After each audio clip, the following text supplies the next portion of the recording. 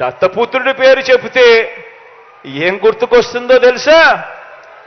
నా అక్క చెల్లెమ్మలకు దత్తపుత్రుడి పేరు చెబితే వివాహ వ్యవస్థను భ్రష్టు పట్టించే ఓ మోసగాడు గుర్తుకొస్తాడు. 5 సంవత్సరాలకు ఒకసారి కారును మార్చినట్టుగా భార్యలను మార్చే ఒక మ్యారేజ్ స్టారు ఓ వంచకుడు గుర్తుకు వస్తాడు. దత్తపుత్రుడి పేరు చెబితే ఆలోచన చేయమని అడుగుతా ఉన్నా. ఒకరికి విశ్వసనీయత లేదు, మరొకరికి విలువలు లేవు.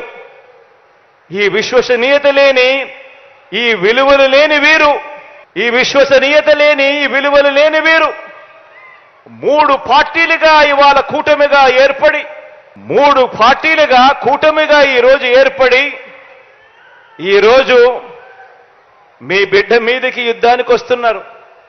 కాదు కాదు, మీ బిడ్డ మీదకి రాదు, మీ బిడ్డ మీదకి కాదు యుద్ధానికి వీళ్ళు వచ్చేది.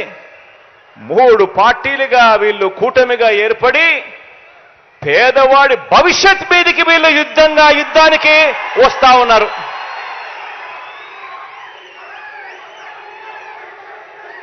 ఇదే ముగ్గురు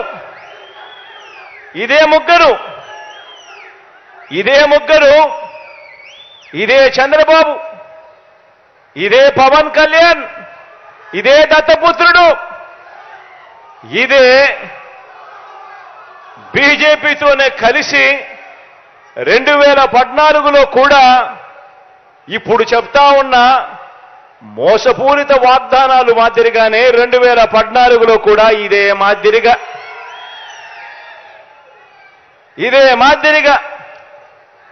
2014లో కూడా ఎన్నికలప్పుడు ఇదే ముగ్గురు ఒకటయ్యారు.